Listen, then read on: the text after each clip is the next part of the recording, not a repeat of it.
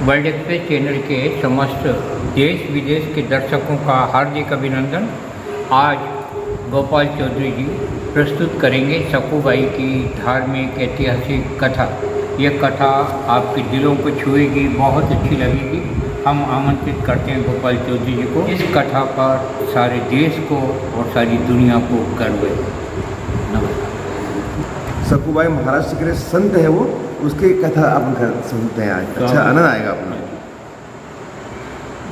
कि सकूबाई की कहानी ऐसी है कि वो मतलब बहुत अच्छी लगेगी और बहुत पारंपरिक मतलब धार्मिक कथा है। सकूबाई महाराष्ट्र की पवित्र भूमि की एक साधारण लेकिन महान विठल भक्त थी। वे न किसी मठ से जुड़ी थी, न किसी संत परंपरा से, एवं गरीब और सरल गृहिणी थी। उनका पूरा जीवन भगवान विठल के नाम स्मरण और सेवा में बीता और उनके लिए संसार का सबसे बड़ा सत्य केवल विठल का नाम था। और सकूबाई का विवाह हो चुका था और वे अपने ससुराल में रहती थी। घर की मुखिया का स्वभाव बहुत कठोर था और उन्होंने सकूबाई का हर समय विठल विठल विठल विठल करना अच्छा नहीं लगता था और उन्हें लगता था कि सकूबाई भजन के बहाने काम से बचती है। इसी कारण वे सकूबाई को जानबूझकर सबसे कठिन काम देती थी और दिन भर घर का सारा काम करवाने के बाद भी रात में सकूबाई को अकेले चक्की पिसवाने बैठा दिया जाता और अंधेरी रात थका हुआ शरीर दर्द से भरे हाथ, लेकिन सकूबाई ने कभी शिकायत नहीं की। वे चक्की चलाते हर धीरे धीरे विठल विठल नाम लेती, चलते हुए धीरे धीरे विठल का नाम लेती रहती थी। पांडुरंगा पांडुरंगा पांडुरंगा लेती थी वो। और काम करते करते उनका मन पंढरपुर में विठल के चरणों में चला जाता और उन्हें न अपने दुख का होश रहता न थकान का।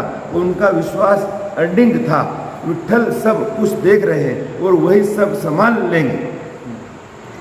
और एक रात आध्यात्मिक थकावट के कारण सकूबाई चक्की के पास ही बैठी गई और नाम स्मरण करते करते वे गहरी भक्ति आस्था में लीन हो गई और शरीर वह थका लेकिन मन पूरी तरह विठल विठल में डूब चुका था। और उसी समय करुणा के सागर विठल स्वयं प्रकट हुए और कहा जाता है कि विठल ने सकूबाई का ही रूप धारण किया और चक्की चलाने लगे और पूरी रात चक्की चलती रही और अनाज पिसा रहा और भगवान स्वयं अपने भक्त का काम करते रहे। और सुबह जब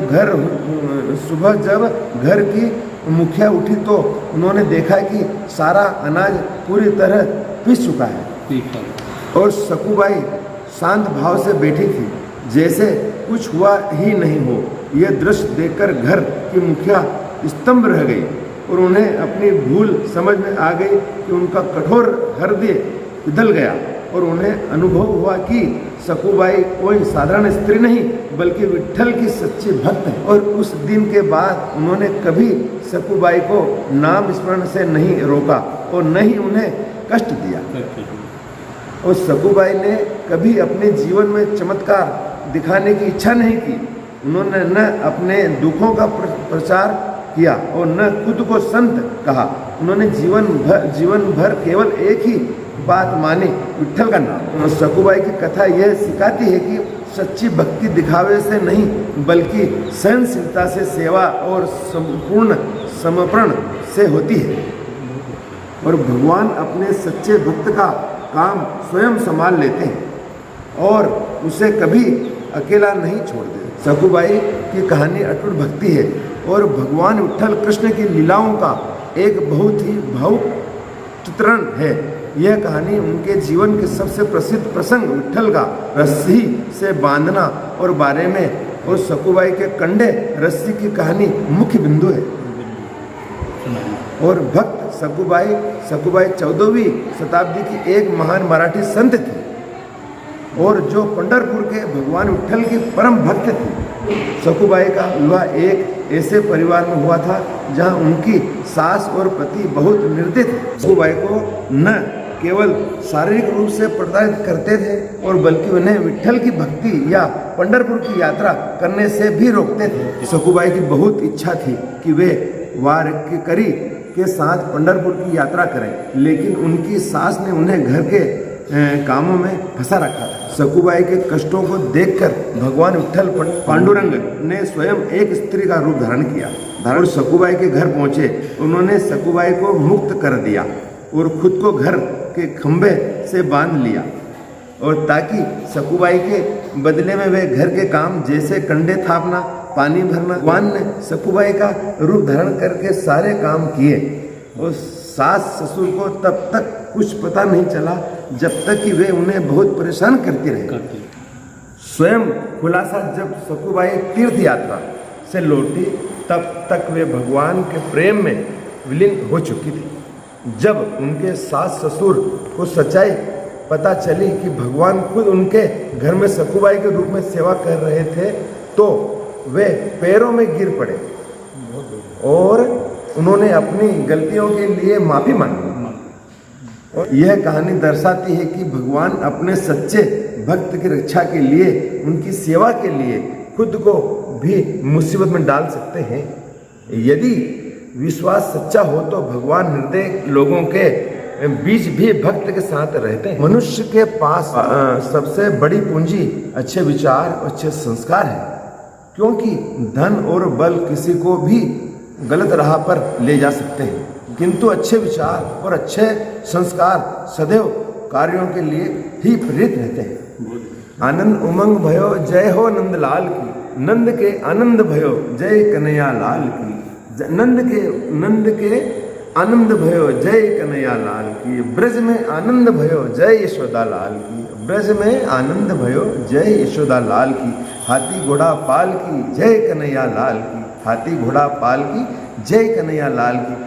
कर्म के बीज अच्छे हो या बुरे, वे समय आने पर पेड़ बनकर फल जरूर देते हैं। और याद रखना, जो झुक सकता है वही पूरी दुनिया को झुका सकता है। और जिंदगी कुछ बड़ा हासिल करने के लिए साहस और मेहनत दोनों की जरूरत होती है, क्योंकि सफलता मांगने से नहीं, कमाने से मिलती। और उदास मत होना, क्योंकि मैं साथ हूँ और सामने न सही पर आस पास हूँ, और पलकों के बंद कर जब भी दिल में देखोगे तो हर पल तुम्हारे साथ है ना। अब रामायण की देखिए, चलो है ना। जीवन का आधार केवल सांसों नहीं, सच्चे कर्म, प्रेम और विश्वास है। माता पिता का आशीर्वाद, गुरु का ज्ञान और अनमोल का सम्मान, यही जीवन की सच्ची पहचान है। दिल सच्चा, कर्म अच्छा, बाकी सब राम की इच्छा। अर्जुन श्री कृष्ण से बोले कि केशव, जब प्रभु मृत्यु सभी की होनी है तो हम सत्संग, भजन, सेवा, स्मरण क्यों करें। तो इंसान मौज मस्ती करता है, मृत्यु तो उसकी भी होगी। श्री कृष्ण ने अर्जुन से कहा कि हे पार्थ, बिल्ली जब चूहे को पकड़ती है तो वो दांतों से पकड़कर उसे मार कर खा जाती है, लेकिन उन्हीं दांतों से जब अपने बच्चों को पकड़ती है तो उसे मारती नहीं, बहुत ही नाजुक तरीके से एक जगह से दूसरी जगह पहुंचा देती है। आंत भी वही है, मुंह भी वही है, पर परिणाम अलग अलग है। ठीक इसी प्रकार मृत्यु भी सभी की होगी, पर प्रभु धाम में और दूसरा 84 लाख ईश्वर ने जो कुछ भी दिया उसी में संतुष्ट रहना सीखिए, और इच्छाओं की कोई सीमा नहीं होती, और संतोष ही जीवन की सबसे बड़ी पूंजी है। चेहरा साफ होना काफ़ी नहीं, काफ़ी नियत भी साफ होना चाहिए। मेहनत का रास्ता कठिन जरूर होता है, पर वह रास्ता सफलता सबसे सुंदर मंजिल तक ले जाता है। सनातन धर्म, त्रिशूल की शक्ति और गीता का ज्ञान, यही सनातन की असली पहचान है। कोशिश करें, अच्छा सोचे, अच्छा बोले, अच्छा करे और अच्छा बने और अच्छा बनाए। जीवन में प्रेम और सम्मान दोनों कमाए, क्योंकि सबसे बड़ी दौलत। चौधरी जी ने सखूबाई की जो कथा प्रस्तुत की है वो बड़ी प्रेरणीय है। और ऐसी महिला शक्ति और संत वंदनीय हैं जिनका कि अच्छे कार्यों से जिन्होंने कि समाज को, राष्ट्र को एक प्रेरणा प्रदान की, और आपने जो सूक्तियाँ प्रस्तुत की हैं उसकी भी हम सराहना करते हैं। आपकी प्रतिक्रियाओं का स्वागत है।